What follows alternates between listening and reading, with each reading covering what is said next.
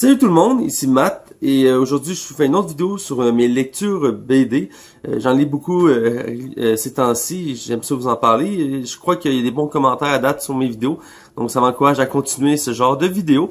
Alors sans plus attendre, je vais vous parler de mes BD. Cette semaine, je vous préviens, c'est beaucoup de BD indépendants. J'ai une BD Marvel, mais j'ai pas de DC pour cette semaine. Mais je crois que c'est bien de découvrir l'univers indépendant, quand il y a des belles trouvailles, des belles perles à découvrir. C'est ce que je vais vous faire à l'instant. Mais d'abord, je commence par une BD Marvel. C'est le tome 3 de Power Man et Iron Fist, c'est la magie de rue, chez Panini Comics, dans les 100% Marvel, qui sont une des trois branches des comics Marvel chez Panini. On a 100% Marvel qui sont des histoires récentes des super-héros. On a All New Marvel, c'est le même principe, sauf des histoires encore plus récentes, donc 2017 en montant. Et finalement, on a Dark Marvel, qui sont des histoires plus sombres, plus pour un public averti, si je peux dire.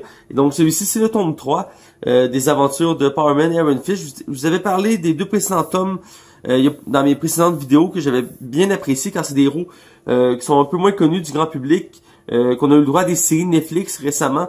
Chacun a eu le droit à 2 saisons. Mais ont finalement été annulés vraiment très récemment, et je trouve ça assez dommage, car il y a du bon potentiel pour ces deux héros-là, mais qui sait, ils vont peut-être recréer une nouvelle série héros à louer avec ces deux personnages-là, car c'est le principe de ce comic-là que je vais parler dans quelques instants. Et il faut préciser, c'est le dernier de cette série-là, les 3 tomes, car par la suite, après, pour continuer leurs aventures, il faut aller avec les tomes Defender, ici, qui sont la suite des événements des 4 héros présents dans ces comics-là, qui sont Power Man, Iron Fist, Jessica Jones et Daredevil. Je vous en parlais plus amplement dans une autre vidéo sur ma collection de BD, car je les ai déjà lus il y a un moment déjà.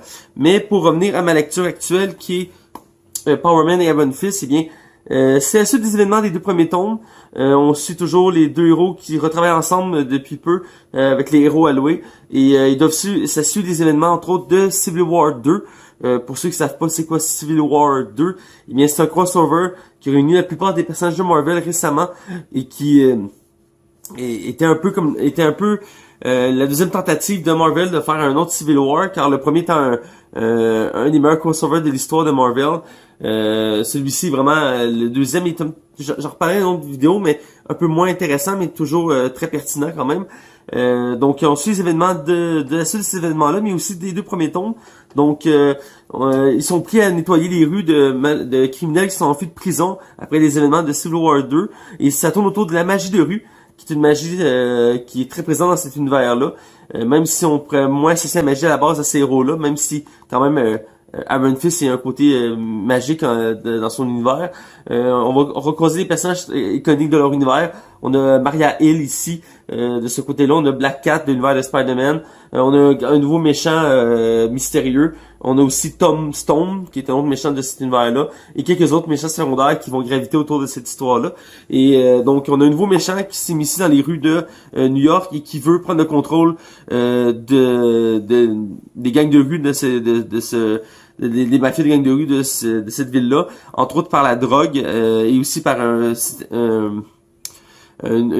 nouveau atout qu'il veut proposer, que je ne vais pas trop révéler pour pas spoiler, mais bref, il va essayer de prendre le contrôle des rues, et Iron Fist et Power Man vont tout faire pour l'empêcher d'arriver à son plan initial, et ça va tourner autour de la magie, comme je mentionnais, la magie de rue, qui est différente de la magie standard, qu'on a l'habitude de voir mettons dans Doctor Strange ou mettons Ghost Rider.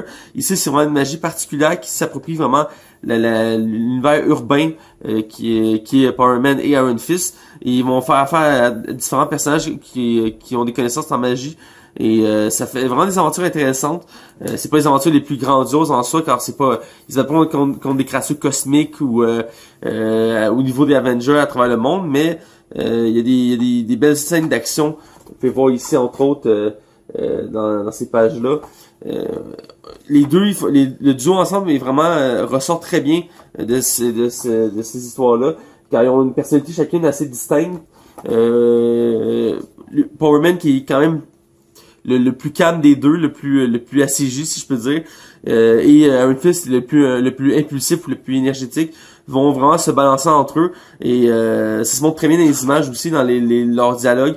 Ils concordent vraiment bien ensemble et c'est un duo que j'adore vraiment voir. On voit bien les images encore une fois ici de leurs aventures. Moi je trouve que c'est une histoire que j'étais à découvrir et ça permet aussi de découvrir cet univers-là qui est comme pas aussi connu que j'ai l'impression quand je parle de ces héros-là dans mon entourage ou dans des groupes de comics, c'est pas les premiers héros que les gens vont penser. Mais ils ont des très bonnes histoires et je suis un peu déçu qu'il y ait juste 3 tomes en soi car c'est des bonnes aventures. Mais comme je disais, on peut les redécouvrir dans les aventures des Defenders que je vous ai montré. Celui-ci étant le 2e tome, il y a juste 2 tomes pour les aventures de Defender pour actuellement. Mais je serais pas étonné qu'il y ait des nouvelles aventures qui arrivent pour ces 2 héros-là. Je sais qu'il y a des BD Iron Fist qui sont en cours de route. J'ai le premier tome.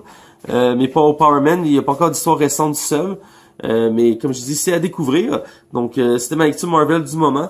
Je vous invite vraiment à lire les 3 tomes. C'est vraiment ça fait différent des histoires mettons des Avengers ou Spider-Man qui sont plus large public, qui sont un peu plus haut que les rues, si je peux dire. Car c'est des histoires qui se passent dans les rues de New York. C'est vraiment plus terre à terre, plus humain, si je peux dire. Donc j'ai vraiment aimé cette aventure-là. Je vous invite à découvrir. Je continue avec un comic de Valiant Comics qui est Ivar Time Walker.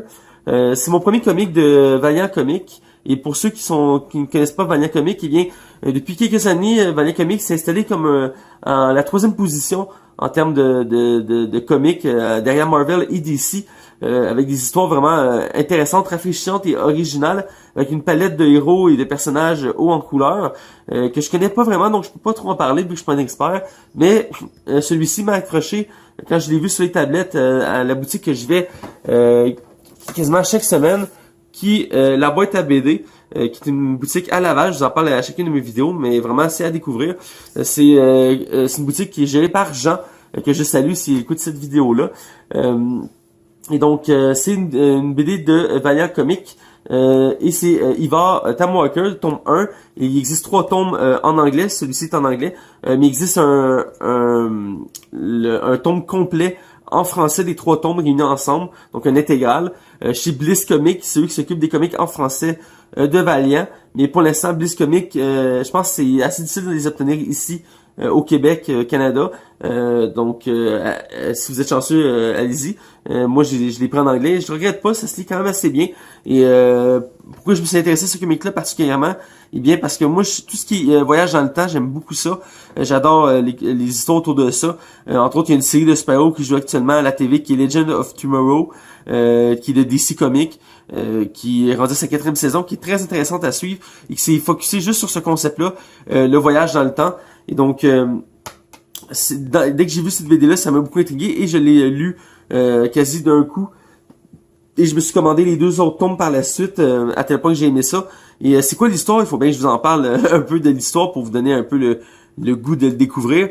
Eh bien, on suit Ivar Time Walker, qui est un personnage qui était issu des Valiant Comics bien avant, et qui, dans le fond, son chemin va croiser celle d'une physicienne qui est Nella Sethi, qui par pur hasard à Genève dans un laboratoire va supposé créer le voyage dans le temps et elle va être empêchée par ce personnage-là de faire cette invention-là, car d'autres personnes vont essayer d'éliminer des espèces de robots du futur, des chrononautes, qui vont essayer de l'éliminer ou de la capturer, c'est pas clairement, je trouve.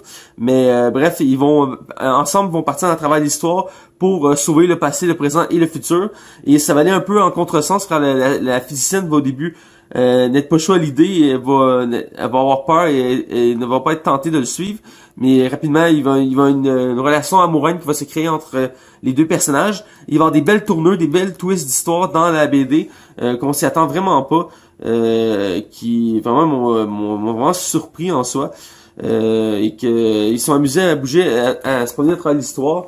Ici, ils sont dans une époque des bateaux des grandes explorations. Le personnage avec les longs cheveux bruns, c'est Ivar, et celle avec le sarrau de scientifique, c'est la physicienne qui le suit contre son gré. On va voir quelques personnages historiques à travers la BD.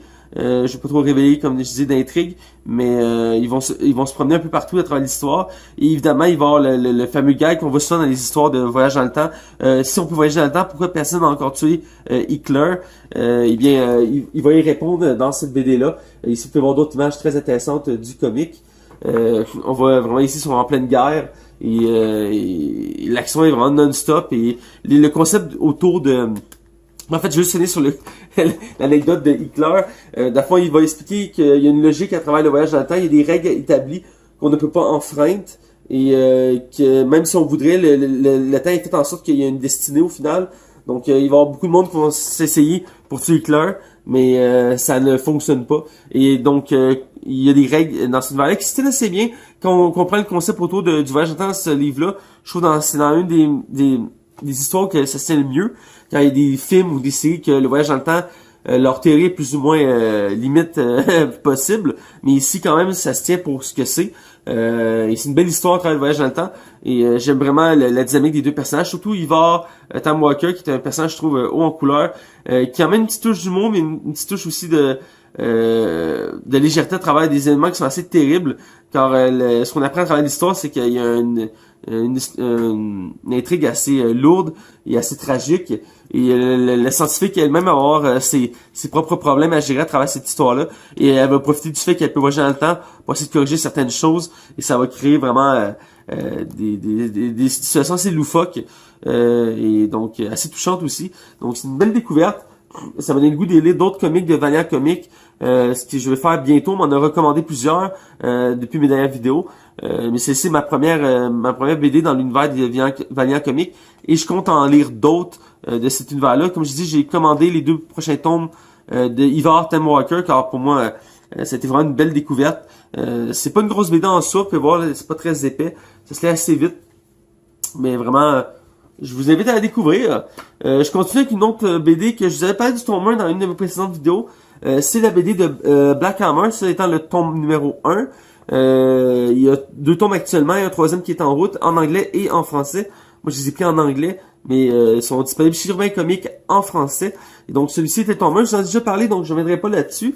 Mais je vais vous parler du tome 2, qui est celui-là ici, qui est Black Hammer de Event. Qui, dans le fond, sur la suite des événements du premier tome, on suit toujours les mêmes héros d'univers de Black Hammer, qui sont Black Hammer, évidemment, qui est le personnage central. On suit aussi Abraham Slam, qui est le leader du groupe, qui se veut un peu Captain America de cet univers-là. On suit aussi Colonel Weird, qui est un peu un Adam Strange de cet univers-là, qui est un astronaute qui est pris dans une dimension parallèle. On a son compagnon qui est Takiwaki, qui est un robot intelligent qui va le suivre. On a le Barbalien, qui est un peu un Martien Manhunter de cet univers-là, donc un Martien qui a la capacité d'être métamorphe. On a Golden Gate, que je trouve aussi une des plus intéressantes du comic, qui est une jeune fille, une madame qui prie encore de jeune fille, car elle a le pouvoir, en disant le mot Zafram, de se transformer en une petite fille qui a des pouvoirs similaires à Shazam dans l'univers de DC. Et on a finalement Madame Dragonfire, qui se veut un peu comme l'enchanteresse dans l'univers de DC, qui est dans le fond une sorcière qui prie avec une malédiction et qui a des pouvoirs magiques assez nébuleux et assez sombres. Et donc, on est ici toujours ces événements-là. Pour mettre en contexte, Black Hammer, c'est des héros qui, il y a 10 ans de ça, ont sauvé la ville de Spiral City de l'antidieu, qui était le méchant ultime de cet univers-là. Et en faisant ça, ils ont disparu. Tout le monde les croit morts. Mais non, ils sont pris sur une ferme dans une dimension parallèle. Depuis 10 ans, ils essaient de s'en sortir, mais ils commencent à avoir perdu espoir depuis 10 ans. Je trouve que c'est un peu normal après 10 ans de perdre un peu espoir de retrouver leur vie. Et donc, à la fin du tome 1, il y avait un twist. Là, je vais révéler quelque chose. Si vous voulez pas l'entendre, je vous invite à skipper quelques minutes de ma vidéo. Donc, je vous laisse quelques instants. Alors voilà. Et donc, dans le tome 2, dans le fond, à la fin du tome 1, il y a un nouveau personnage qui rejoint le groupe, qui est la fille de Black Hammer, qui est Lucy Weber, qui va se retrouver dans leur dimension. Elle ne se rappellera pas comment à la base d'être atterrie là. Et ça va réanimer tous les personnages du groupe d'espoir, mais aussi d'interrogation, à savoir est-ce qu'ils peuvent occuper leur vie, comment ça va être, tout ça. Et il y a certains personnages qui vont réagir d'une façon assez étrange dans ce comic-là. Il va y avoir des twists assez surprenantes, assez choquantes. Et l'histoire est toujours aussi délicieuse à lire, aussi prenante. Il y a toujours aussi beaucoup de flashbacks dans ces comics-là. Ici, on peut voir le personnage qui mène une enquête à travers cet univers-là. et qui est assez intriguant, car elle va apprendre dans le fond qu'il n'y a pas d'histoire en arrière de tout ça. On va voir ici aussi des scènes de flashback de Gondel Gale, qui est rendue vieille et qui à la base voulait arrêter d'être une super-héroïne. Vraiment les dessins, moi je les trouve vraiment beaux. Il y a un côté vintage, un côté très coloré, un peu je pourrais dire un côté électrisant, psycho un peu. Les couleurs peuvent être très vives mais très sales à la fois. Il y a des belles images ici aussi du Barbalien, qui est l'équivalent du Martien dans cet univers-là, qui est vraiment une bonne histoire. Et que j'ai pensé de ce conte-là, mais ce conte-là, cette BD-là. Alors j'aime bien cette image-là ici, regardez. Ça fait très style vintage de l'univers de Black Hammer, mais aussi des comics en règle générale. J'ai bien aimé cette histoire-là, j'ai trouvé ça très bon. J'ai mentionné pour le premier tome, mais c'est la même chose pour celui-ci. C'est un des meilleurs BD que j'ai lu dans ma vie. C'est un peu je vous dis quoi, je faisais ça. On dit pas ça pour toutes les BD, mais vraiment c'est excellent à lire. J'ai déjà commandé le tome 3 qui est pas encore sorti, mais je me le suis réservé.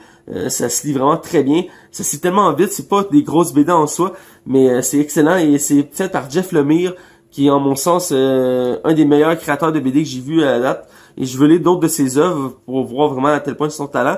Mais ce que je cherche, celles qui sont plus abouties, Black Hammer, c'est vraiment excellent à suivre et très profond. C'est pas les BD avec le plus d'action en soi, même s'il y en a un peu, mais c'est vraiment le développement des personnages, la psychologie des personnages, leurs émotions qu'ils vivent, qui est le plus intéressant à voir dans ces livres-là. Oui, c'est les BD de super-héros, mais on cherche pas ici à pousser l'action à son maximum. C'est vraiment le côté psychologique qui est mis de l'avant et c'est excellent. J'aime tous les personnages qui composent ce groupe-là, qui forment comme une sorte de famille. Ils ont tous chacun leur personnalité distincte et leur tragédie, leurs histoires et ça montre aussi que chaque héros n'est pas un héros nécessairement par choix ou que leur vie, je veux dire, a été facile du fait qu'ils sont des super-héros. Ils ont tous des moments plus ou moins difficiles qu'ils ont vécu. Et je trouve ça intéressant. Et ils ont vraiment chacun un univers particulier qui sont montrés avec des couleurs assez uniques. Mettons pour Capitaine Colonel, excuse-moi, Weird, c'est des couleurs très vert, très rouge, très psycho qui sont mis de l'avant pour montrer son univers. Que mettons le côté Abraham Slam, lui ça va être plus grisâtre, plus urbain comme couleur. Donc ils ont vraiment chacun leur teinte de couleur et c'est des beaux dessins à voir de cette BD là. Et on découvre encore un peu plus du personnage aussi de Black Hammer, qui est, comme je dis, le personnage central de l'histoire. Ça marche comme le premier tome, on a des flashbacks, mais aussi des histoires principales. C'est excellent à lire. Je vous invite tout de suite, si vous découvrez des livres indépendants, des BD indépendantes, ça c'est dans les tops à lire. Certains disent que c'est au même niveau que Watchmen et même plus. Je suis pas mal d'accord avec cette idée-là. Watchmen est une des meilleures BD indépendantes à lire. C'est dans ces mêmes catégories-là.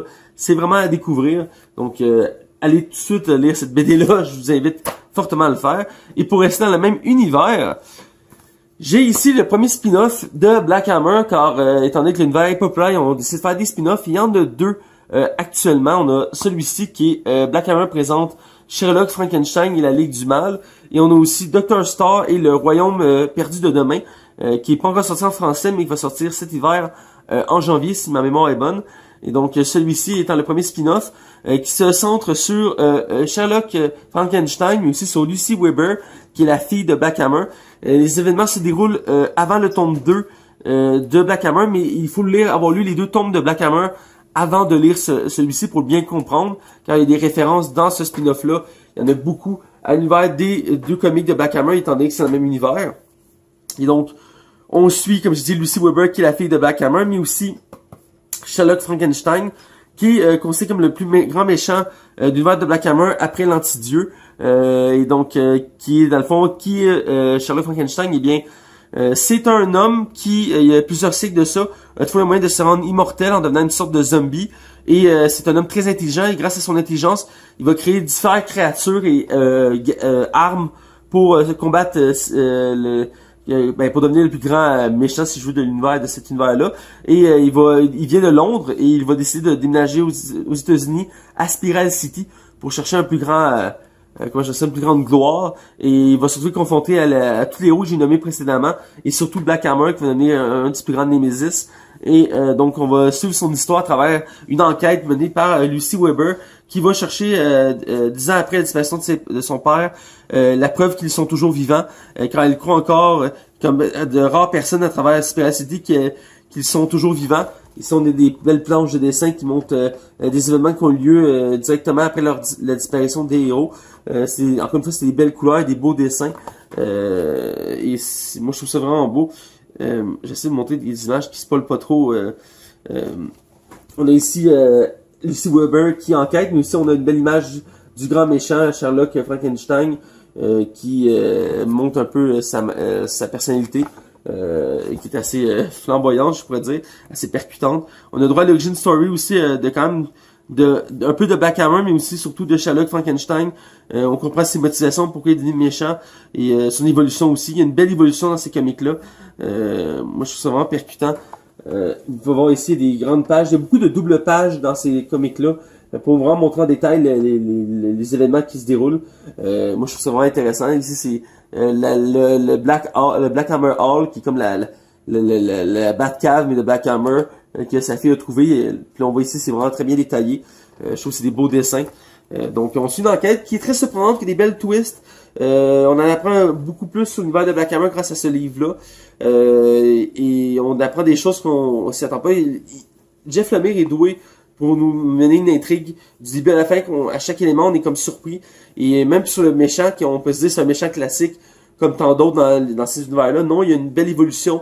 Et on s'attache quand même bien à ce personnage-là, qui est Sherlock Frankenstein, qui, dans son nom, le dit un peu, Frankenstein est un peu un scientifique qui s'amuse à créer des monstres. Et on va croiser certains de ces monstres à travers la BD. Ils ont vraiment chacun une personnalité assez distincte et assez intéressante. Et même d'autres méchants, d'autres héros issus de cet univers-là. Je trouve vraiment c'est à découvrir. C'est un bon complément à l'univers de Black Hammer si on aime cet univers-là. Moi, je suis accroché vraiment à fond à cet univers-là de Black Hammer. Et c'est vraiment un univers, c'est le mot que je retiens beaucoup, c'est vintage. Quand on a l'impression que c'est des vieux dessins, mais en mettant moderne. Et c'est une intrigue c'est spécial parce que c'est une intrigue qui s'est passée avant, mais il nous la compte aujourd'hui. C'est assez particulier. C'est un peu comme une narration, parce qu'une fois comprendre ce qui est arrivé, c'est, comme je dis, c'est la psychologie, la profondeur qui est mise d'avant et non l'action. Ici, on peut voir Cthulhu, qui est un autre méchant de l'univers de Black Hammer, qui est à la base un plombier, qui est devenu le porte-parole de Cthulhu. Et il y a eu une fille, qu'on peut voir ici, pour une raison que je l'ignore encore, a eu le droit tout récemment à son propre comic de Black Hammer, qui est sorti, je pense, il y a une semaine ou deux, sur nos tablettes. Que je suis pas certain que je vois l'intérêt encore de ce personnage-là, mais j'imagine qu'il y a toujours un lien car Jeff Lemire est doué pour écrire des histoires et je suis vraiment content de l'avoir lu et découvert.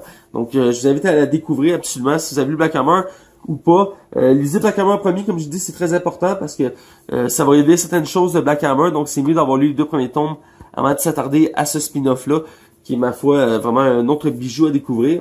Et je vous rassure, pour mes prochaines vidéos, il va y avoir du DC, du Marvel. Je me suis procuré le tome 1 Rebirth de Aquaman pour l'occasion, car il y a le film d'Aquaman qui s'en vient. Donc je me suis dit qu'il était temps que je m'attarde à l'univers Rebirth d'Aquaman, quand je connais l'univers New 52, qui était l'univers précédent d'Aquaman. Et donc je vais m'attarder bientôt là-dessus. Et je lis aussi du Daredevil. Je me suis remis à cette lecture-là car j'aime beaucoup ce héros-là.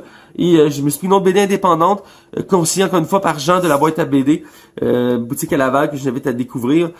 C'est Black Beetle, édité chez Urban Comics. Je vais en reparler bientôt car j'en connais pas beaucoup de cette histoire-là. Mais les images et le résumé à l'aide de la BD m'ont convaincu, incluant aussi Jean, qui m'a vendu vraiment cette BD-là, car à chaque fois que j'ai jamais conseillé une BD, c'est toujours excellent à lire et à relire. Donc voilà, c'est déjà tout pour cette vidéo sur mes lectures BD. J'espère que vous avez apprécié. Je vous souhaite des bonnes lectures. J'ai hâte de vous entendre. N'hésitez pas à commenter, à liker, à partager mes vidéos, mais aussi ma page et mon compte YouTube. C'est important de liker les deux, ma page Facebook et mon compte YouTube, car ça me permet de voir la visibilité que j'ai et à quel point les gens suivent mes vidéos. Et n'hésitez pas, comme je disais, des commentaires, j'essaie toujours de m'améliorer.